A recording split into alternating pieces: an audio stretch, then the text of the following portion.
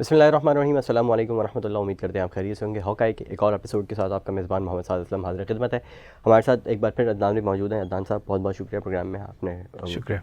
वक्त निकाला। खुशामदीद। जो कुछ दुनिया के अंदर हो रहा है, सिचुएशंस तकरीबन मिलती जुलती हैं। जैसे कि हमने एक अभी पिछले प्रोग्राम के अंदर बात की कि यूएस जो कुछ कर रहा है, बहुत सारे ममालिक पहले ये करते रहे हैं। यूएस कर रहा है, फिर अभी उन्होंने रशिया के ऊपर एक चीज़ डाली है, कहीं ना कहीं रशिया भी करता है। तो हम ये देखते हैं कि जो चीज़ें हैं वो पूरी दुनिया के अंदर ख़राब होती चली जा रही हैं। तो क्या लगता है आपको कि कहाँ जा रहे हैं हालात पूरी ओवरऑल, अगर वर्ल्ड की बात की जाए? देखिए, जब पॉपुलेशन बढ़ेगी, आपको ये देखना कि हमारे पास जो रिसोर्सेज हैं उनकी एक लिमिट है, ठीक है ना। इस ज़मीन से हम एक लिमिट में चीज़ें निकाल सकते हैं, रिसोर्सेज हैं। अब अगर जब आबादी बढ़ेगी दुनिया की, ठीक है, और जिस तेज़ी से बढ़ी है, तो हम लोग जिन लोगों का एक लाइफस्टाइल है, एक अच्छा खाना, अच्छा पीना, अब सब ये मेंटेन नहीं कर सकते, ठीक है ना।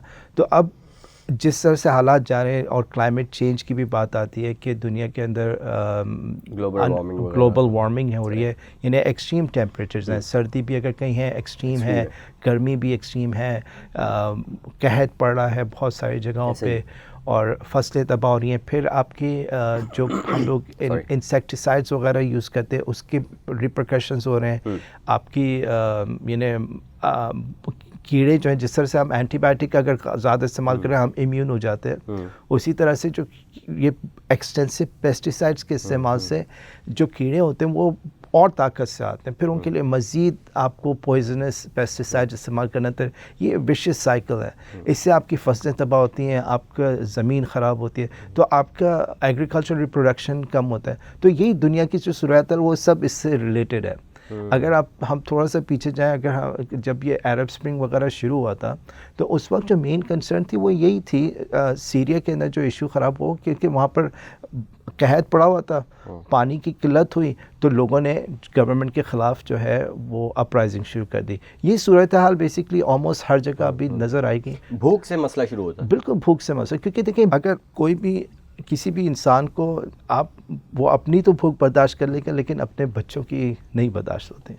तो इस थ्रेशोल्ड पर जब कोई भी कौम आ जाती है, फिर वहाँ पर आप देखेंगे प्रॉब्लम शुरू हो जाएंगे। पाकिस्तान की अगर बात की जाए, मतलब इसी तनाजुर के अंदर पाकिस्तान की सूरत हाल की बात की जाए, तो ऐसा लगता है कि थ्रेशोल्ड शायद या तो क्रॉस हो चुका है या फिर सिर्फ हम बाउंड्री के ऊपर खड़े हैं। देखिए, पाकिस्तान के साथ अभी तक जो हो रहा है, रिसोर्सेज का इशू है, लेकिन हम उस तक इसलिए नहीं पहुँचे क्योंकि हमें बाहर से एड मिल जाती है, ठीक है ना। उस एड के मिलने के वजह से हमारे थोड़े हालात जो है ना, थोड़े से आप ले कह लें कि वो जो कैन होता है वो रोड पे किक डाउन कर दिया, वो थोड़े अरसे बाद prolong. Sorry to cut you off, अभी इस बार जो है वो कहा तो ये जा रहा है कि एड है, लेकिन ये एड बेसिकली है नहीं। बहुत छोटा हिस्सा है जो अभी जिनीवा में जो कुछ हुआ है, बहुत छोटा हिस्सा उसमें एड का है, बाकी सब वो कर्जा है और वो हमें सूद समेत वापस देना है। तो ये तो हम तो मतलब डिफ़ॉल्ट की तरफ जाने का खतरा बढ़ता जा रहा है। बिल्कुल बिल्कुल। देखिए, ये हालात तो मुझे नहीं लगता कि और वो जो भूख वाली बात है और थ्रेशोल्ड वाली बात है, मैं इस तनाजुर में कह रहा हूँ कि हम तो फिर शायद बाउंड्री पे खड़े हुए किसी भी वक्त जो है वो पाँव पीछे चला जाएगा। बिल्कुल बिल्कुल, ऐसा मुमकिन है। मुझे जो जिस तरह से हम चीज़ें देख रहे हैं, ऐसा लग रहा है कि आने वाले जो महीने हैं, जैसी गर्मियाँ शुरू होती है, मेरे ख्याल से पाकिस्तान के हालात काफ़ी ख़राब हो सकते हैं, क्योंकि हमारे इंपोर्ट्स के ऊपर इश्यूज़ चल रहे हैं, और अगर हम इसको मैनेज सही तरह से नहीं कर पाएंगे तो ये लॉन्ग टर्म के लिए बहुत ख़राब होगा। ज़ाहिर है, जो लोन अगर हमें कोई देता है, किसी वजह से देता है, दे एक्सपेक्ट समथिंग बैक, ठीक है ना। वो ऐसे तो नहीं देंगे ना फ्री में पैसे। तो वो इतने अरसे से जो अगर हमें लोन मिला है, तो हमने हमारे मुल्क से बहुत कुछ जाता रहा है, कितना कुछ गवाया हमने, बहुत कुछ, ठीक है। हमने बहुत चीज़ें बहुत ज़्यादा चली गई यहाँ से। एनीवेज, तो अब जब फ्यूचर की बात आ रही है, तो वो फ्यूचर जनरेशन को ये बर्डन देना पड़ेगा। अभी भी जो IMF से के साथ इनकी बात चल रही है, वो यही कह रहे हैं कि भाई आप लेवीज़ बढ़ाएं। तो वो लेवीज़ बढ़ाएंगे, फ्यूल पे बढ़ाएंगे, इलेक्ट्रिक पे और बढ़ाएंगे, यानी वो हर तरह से जो है आपका जो मैसेस है उन पे अफेक्ट होगा। ठीक है, मैसेज परफेक्ट होगा, उनके पास उनकी बाइंग पावर कम होगी। अफसोस की बात है कि लोगों को इस चीज़ का फैसला करना पड़ेगा कि वो अपने बच्चों को अच्छी तालीम दें या खाना खिलाएं, ठीक है ना। हालात उस तरफ जा चुके हैं, हालात उस तरफ जा चुके हैं ऑलरेडी। आई मीन तो लोग दवाइयों पे कॉम्प्रोमाइज़ कर रहे हैं कि भाई जो यानी अपनी दवाएं खरीदें, बच्चों को खिलाएं, बिल्कुल ये वाले सवाल आ रहे हैं अक्सर जी। तो एक मसला यहाँ पर दान भी, जो मैं मतलब मेरी नाकिस राय ये है अनफॉर्चुनेटली कि हमारी जो गवर्नमेंट के अलावा भी मतलब हमारी जो पब्लिक है ना, पेन लेने के लिए तैयार नहीं है लोग। जब तक हम खुद पेन नहीं लेते, हम अपने तकरीबन हर सेशन में इस तरीके की बात करते हैं कि लोग नज़र रखने को तैयार नहीं है, एहतसाब करने को तैयार नहीं है, अकाउंटेबल बनाने के लिए अपने लीडर्स को तैयार नहीं है कि मतलब XYZ जिसको जो भी सपोर्ट करता है ना, वो बग़ैर कुछ सोचे समझे यही कहेगा कि नहीं मैं तो उसी को सपोर्ट करूँगा। और लोग इस हद तक बात कर देते हैं, मतलब हम अपने सहाफ़ती फ़राइज़ सर अंजाम दे रहे होते हैं, कभी रोड्स पे बात कर रहे हैं लोगों से, कभी अक्सर ये देखा है कि लोग जो है ना वो ये भी कह रहे होते हैं कि फ़लाँ पार्टी जो है ना मैं तो उसी को दूंगा चाहे वो किसी को भी खड़ा करे।